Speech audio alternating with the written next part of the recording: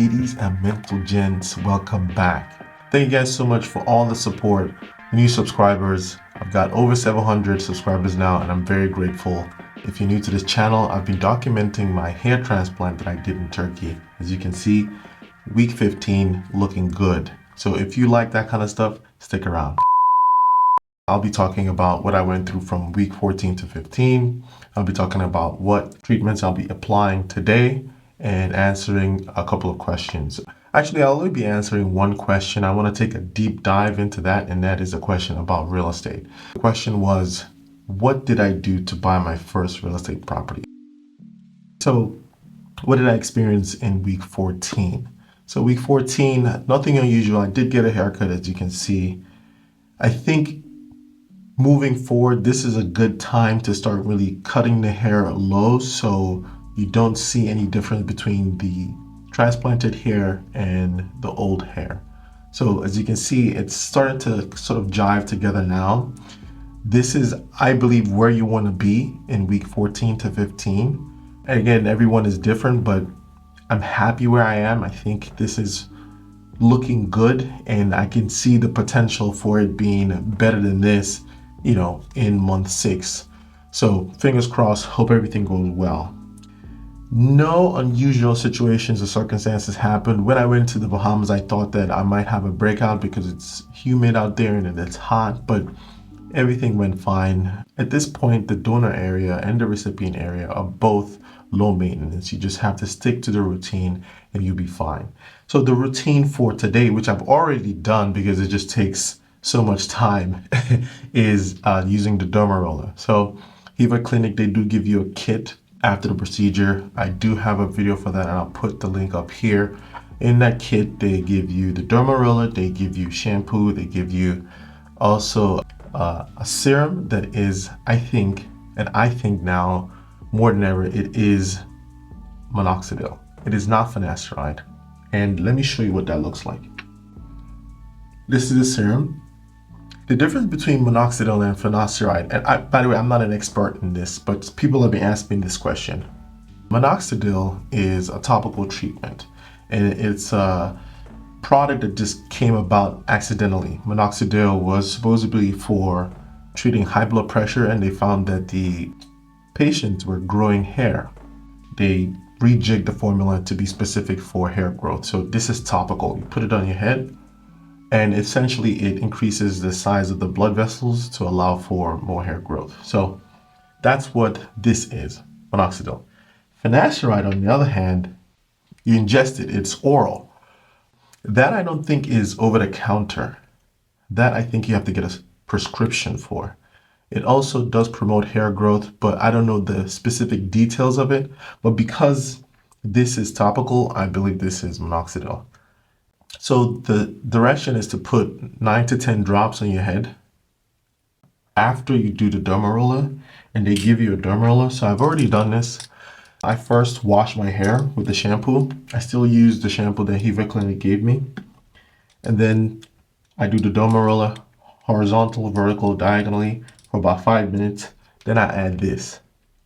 After that, I rinse my head, wash off the head 2 hours after I applied the minoxidil. After I do that, then I apply the other oils that they gave me, which is this for the recipient area. They also gave me one for the donor, but I don't use it anymore. I think my donor area has healed completely and I'm fine. I also add a couple of other treatments to my hair. So maybe that's one of the reasons why my hair looks the way it does. I do add some essential oils. I add a little bit of rosemary, some peppermint.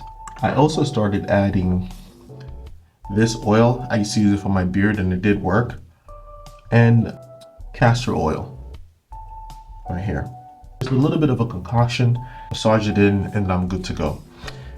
Going back to the Derm Marilla, I've used the Derm Marilla in the past. That's why I can vouch for it. I use it for my beards. I did put a video up a while ago and I put a link here for how I use the Derm Marilla to connect my beard. I didn't have like a full beard before.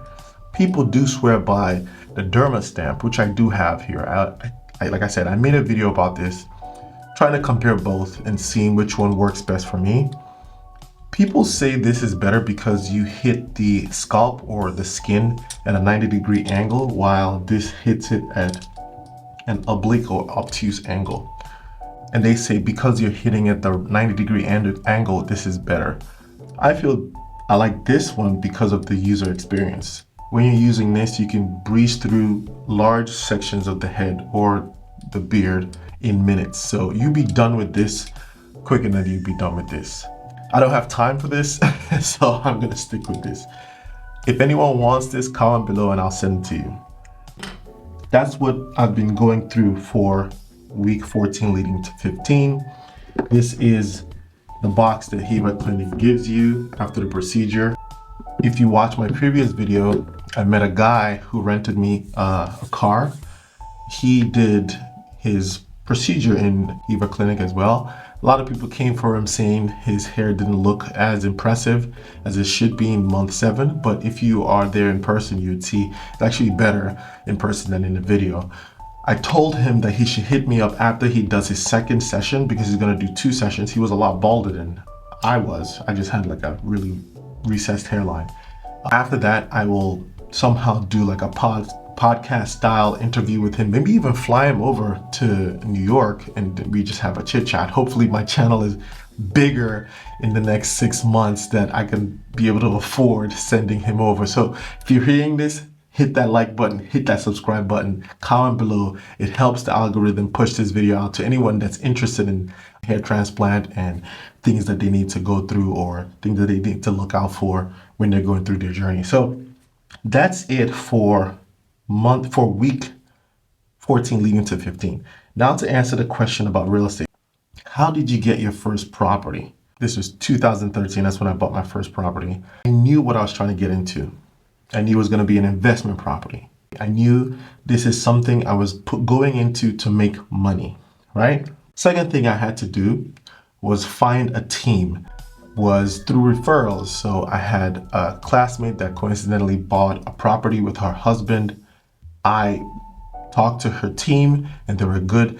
It was almost like an interview process because these people work for you. So take your time, be patient, find a team. That's the best thing that can happen to you. It will be an investment that will last you for decades, which it's done for me. I still use the same agent that I used from day one for my first purchase. Experts tell you what you don't know.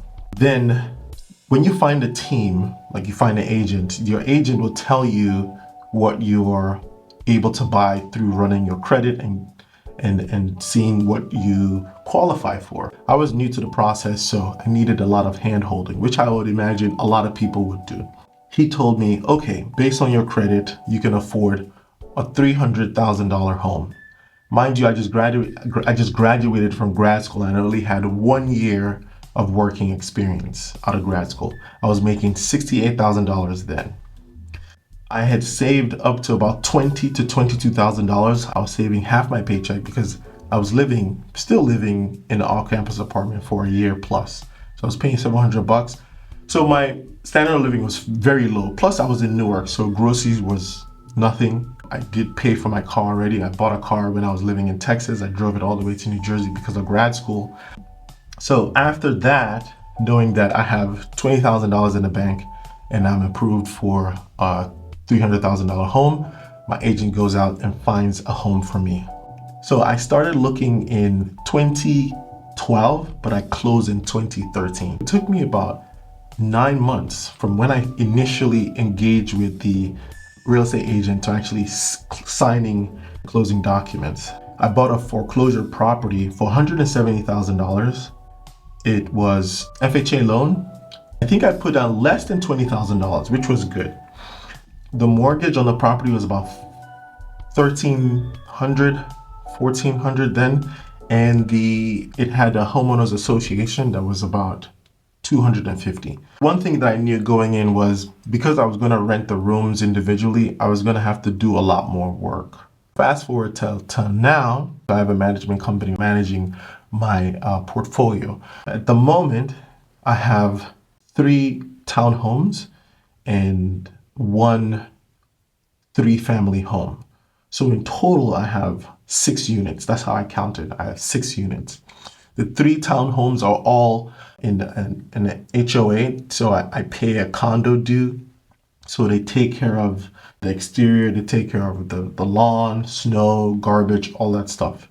I like that because it's low maintenance. If you're an entry level and you're trying to get an investment property, I would recommend doing that because you wouldn't have the burden of trying to figure out everything both inside and outside. That helped me, and I was able to scale that way. If you're curious about how I got from 1 unit to 6 units in less than 10 years, comment below. Airbnb is also part of the equation, but I can speak to that if you guys are interested. So comment below, let me know. I know this video is about hair, but this is a side of me that I think could also add value to anyone that's watching. If you like this video, don't forget to hit that subscribe button. It helps the algorithm push this video to a bigger audience. And that's the video for today. So until next week, I'll catch you in week 16. Cheers.